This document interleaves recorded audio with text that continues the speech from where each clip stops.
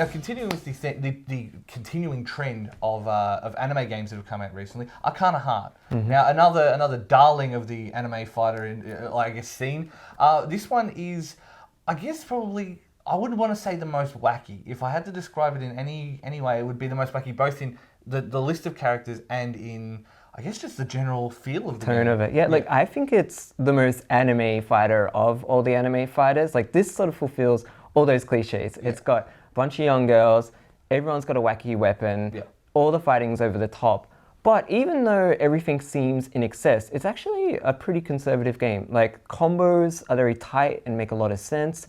The pursuit mechanic, so the special gimmick button of the game, has a very straightforward thing. It lets you move forwards, but it can cancel things as well.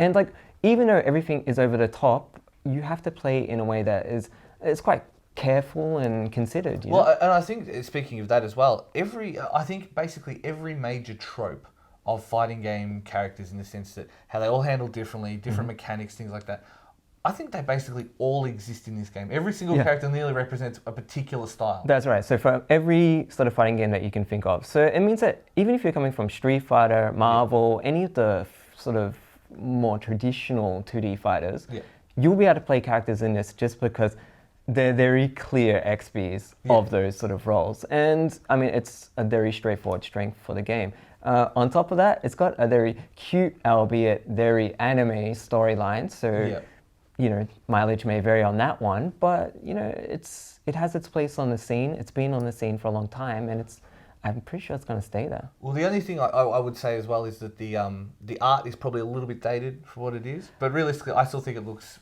really nice in consideration. Yeah, well, I mean, it's still a doujin fighter at heart, I suppose, isn't it?